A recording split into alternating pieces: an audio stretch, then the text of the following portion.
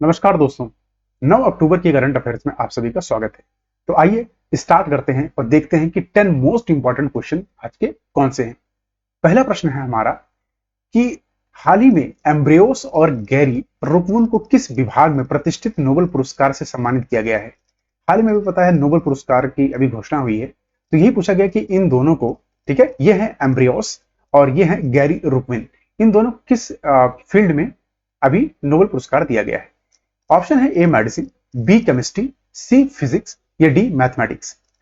तो ध्यान रखिए इसका सही उत्तर है ए, चिकित्सा के क्षेत्र में, मेडिसिन के क्षेत्र में इनको दोनों को यह पुरस्कार से सम्मानित किया गया है, एम्ब्रियोस और गैरी रुकमन। तो इसको याद कर लिएगा, एम्ब्रियोस और गैरी रुकमन, किससे? मेडिसिन। ठीक है, ये ध्यान रखिएगा।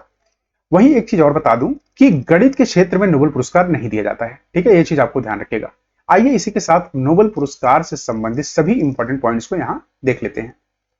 जैसे ध्यान रखिएगा कि स्टॉकहोम में करोलिंस्का इस संस्थान में नोबेल एलेसेंकी ने घोषणा की कि विक्टर एम्ब्रियोस और गैरी रुकमन को चिकित्सा में प्रतिष्ठित नोबेल पुरस्कार से सम्मानित किया गया। वहीं आणविक जीव विज्ञान, तो अगर पूछा जाए किसमें, तो जीव विज्ञान के क्षेत्र में इसके गहन प्रयासों के लिए मान्यता प्राप्त उनका जबरदस्त काम और माइक्रो आरएनए से इसकी रिसर्च पे इनका ये ध्यान रखिएगा पूरा बेस्ड है ये। ठीक है, ये रिसर्च जिसके लिए इनको नोबेल पुरस्कार अभी दिया गया है। देखिए, नोबेल पुरस्कार विश्व का सबसे सम्मानजनक पुरस्कार होता है ये इन फील्ड्स में। कौन कौन सी? भौतिकी, रसायन विज्ञान, शारीरिक विज्ञान या चिकित्सा, साहित्य और शांति, इनमें दिया जाता है, ध्यान रखिएगा। पहली बार नोबेल पुरस्कार अगर पूछा जाएगा कब दिया गया था, तो 1901 में दिया गया था। ठीक है, तब से प्रतिवर्ष ये दिया जाता है, ये ध्यान रखिएगा।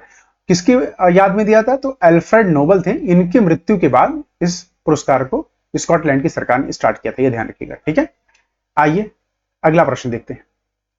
अगला प्रश्न है, कौन सा पहला कैरेबियाई देश है जिसने यूपीआई भुगतान प्रणाली की अनुमति दी है? अभी हाल ही में ना कैरेबियन कंट्री ने अभी हाल ही में इसकी अनुमति दी है। अच्छा, कैरेबियन कंट्री कौन सी होती है?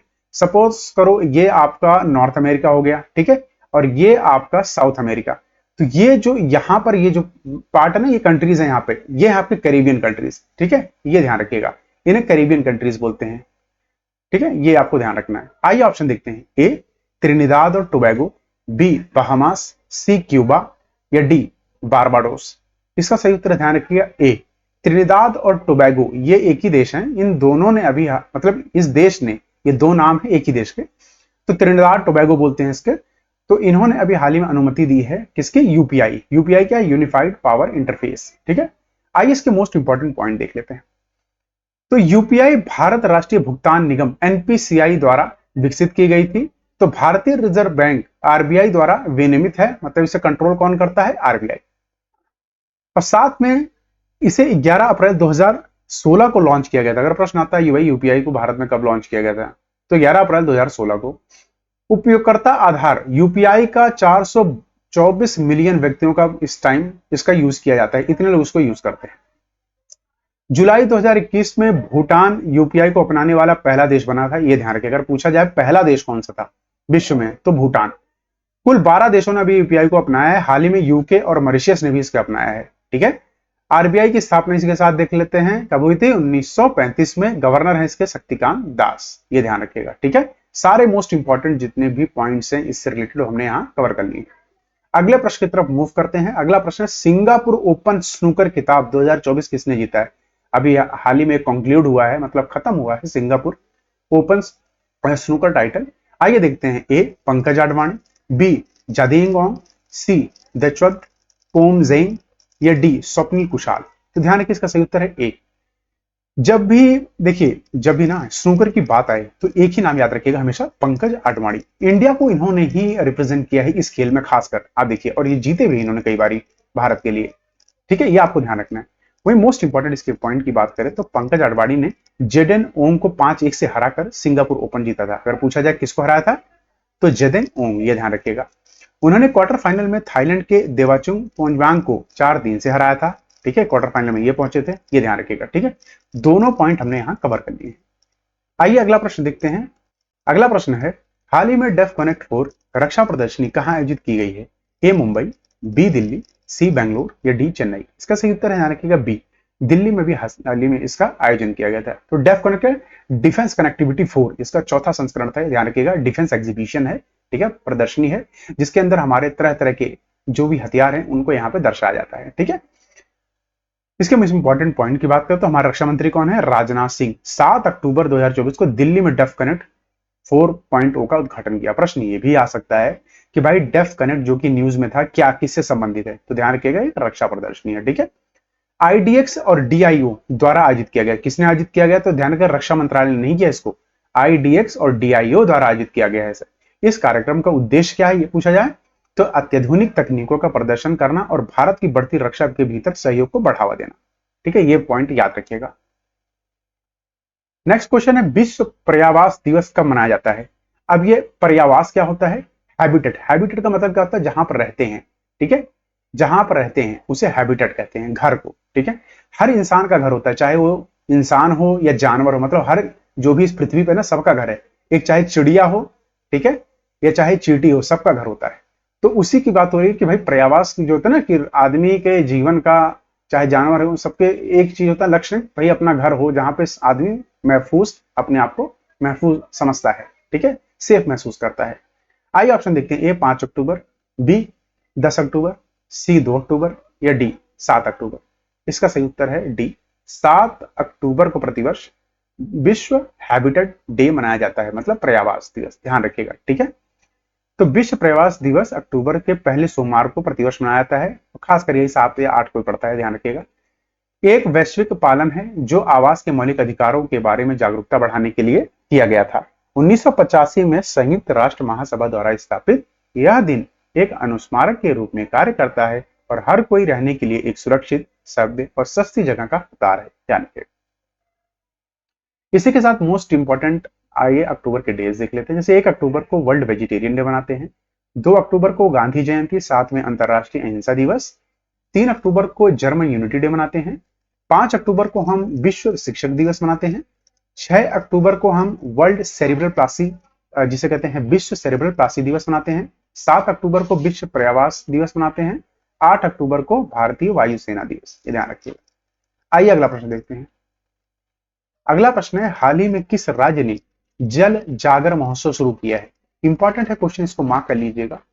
ये तेलंगाना, बी केरल, सी छत्तीसगढ़ या डी उड़ीसा। ध्यान रखिए, इसका सही उत्तर है छत्तीसगढ़, ठीक है, सी छत्तीसगढ़ सरकार ने अभी हाल ही में इसका आयोजन किया है।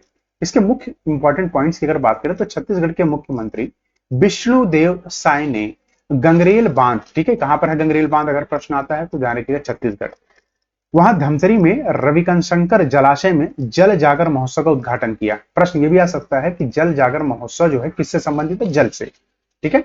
यह कार्यक्रम भूजल की कमी को दूर करने के लिए जिला प्रशासन की नवीन रणनीतियों पर प्रकाश डालता है। यहाँ के राज्यपाल कौन है? रमन डेका। मुख्यमंत्री आपको बता ही दिया विष्णुदेव साय, और राजधानी है रायपुर, ठीक है। अगला प्रश्न देखते हैं। अगला प्रश्न है, किस देश ने 181 साल बाद घुड़दौड़ समाप्त कर दी है? अभी हाल ही में ना किसी कंट्री ने ये बंद किया है। A France, B Malaysia, C Singapore या डी मंगोलिया। इसका सही उत्तर ध्यान रखिएगा सी सिंगापुर।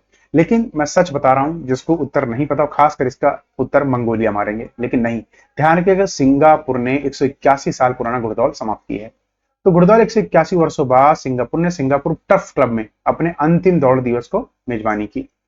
स्कॉटिश व्यापारी विलियम हेनरी मैकडीओल द्वारा इसे 1842 में शुरू किया गया था, ठीक है।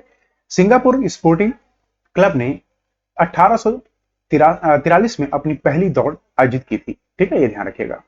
अगला प्रश्न है, सशस्त्र बल चिकित्सा सेवा की पहली महिला डीजी कौन बनी? ए सुमन कुमारी, बी आरती सरीन, सी रश्मि शुक्ला या डी मरियम नवाज। इसका सही उत्तर ध्यान रखिएगा बी आरती सरीन, ठीक है, आरती सरीन है इन्होंने पहली महिला डीजी बनी है, ठीक है, चिकित्सा सेवा की सशस्त्र बल में। सुमन कुमारी बीएसएफ की पहली महिला स्नाइपर है, ध्यान रखिएगा। आइए इसी के साथ मोस्ट इंपॉर्टेंट जितने भी डीजी नियुक्त हैं उन सबको रिवाइज कर लेते हैं। जैसे गरीपाल सिंह को एनसीसी का डीजी बनाया गया है, राकेश पाल को आईसीजी का डीजी, पीयूष आनंद को एनडीआरएफ का डीजी, मनोज यादव को आरपीएफ का डीजी, राजेश निर्वाण को होमगार्ड का डीजी, असम राइफल्स का विकास लखेरा को डीजी बनाया गया है, दलजीत सिंह चौधरी को एसएसबी का डीजी बनाया गया है, अनीश दयाल सिंह को सीआरपीएफ का डीजी बनाया गया है, नीना सिंह को सीआईएसएफ का डीजी बनाया गया है, नलिन प्रभात को एनएसजी का डीजी, आलोक शर्मा को एसपीजी का डीजी, राहुल रसकोत्र को आईटीबीपी का डीजी, अशोक कुमार सिंह को ईएसआई का डीजी, या बी श्रीनिवासन को एनएसजी का डीजी। ये ध्यान रखिएगा। अगला प्रश्न देखते हैं कि किस देश ने फतह 2 नामक हाइपरसोनिक बैलिस्टिक मिसाइल विकसित की है? A Russia, B Israel, C Iran, या डी चाइना।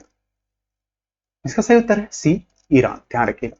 तो फतह 2 ईरान की पहली घरेलू रूप से निर्मित हाइपरसोनिक बैलिस्टिक मिसाइल। फतह का एक नया संस्करण है जिसका अर्थ है फारसी में विजेता। ठीक है, फतह का मतलब विजेता। ये है ये मिसाइल, ध्यान रखिएगा। ठीक है, फतह 1 और फतह 2 ये ध्यान रखिएगा। इसी के साथ मोस्ट इंपॉर्टेंट जो इसके पॉइंट है हमने कवर कर लिए हैं। ठीक है, अच्छा हाइपरसोनिक क्या होती है? जिसकी स्पीड से ना स्पीड से जो इसकी साउंड की स्पीड से ना ज्यादा स्पीड होती है, इसे कहते हैं हाइपरसोनिक। ध्यान रखिएगा। अगला प्रश्न है किस राज्य सरकार ने हाल ही में लड़कियों की शिक्षा के लिए निजूत मोइना स्कीम शुरू की है? ए नागालैंड, बी मिजोरम, सी असम, या डी मणिपुर। इसका सही उत्तर है देखिएगा सी असम सरकार ने भी हाल ही में इसकी शुरुआत की है। मोस्ट इंपॉर्टेंट अगर पॉइंट की बात करें तो असम सरकार ने बाल विवाह रोकने और उच्च शिक्षा प्राप्त करने में छात्राओं का समर्थन करने के लिए निजुत मोइना स्कीम शुरू की है। इसके तहत ना मासिक वजीफा प्रदान करी जाएगी। कक्षा 11वीं और 12वीं के लिए 1000 रुपए, डिग्री छात्राओं के लिए 1250 रुपए और स्नातकोत्तर छात्रों के लिए 2500 रुपए। ये ध्यान रखिएगा। ठीक है, इसी के साथ असम के गवर्नर ध्यान रखिएगा कौन है? लक्ष्मण आचार्य और चीफ मिनिस्टर हिमंत बिश्व शर्मा। यहाँ की कैपिटल है दिसपुर। ठीक है, कैपिटल क्या है? दिसपुर। ये ध्यान रखिएगा। इसी के साथ यह संस्करण पूरा हुआ। आप सभी का शुक्रिया। कल फिर मिलेंगे नए करंट अफेयर्स के साथ। तब तक अपना ख्याल रखिए। जय हिंद, जय भारत।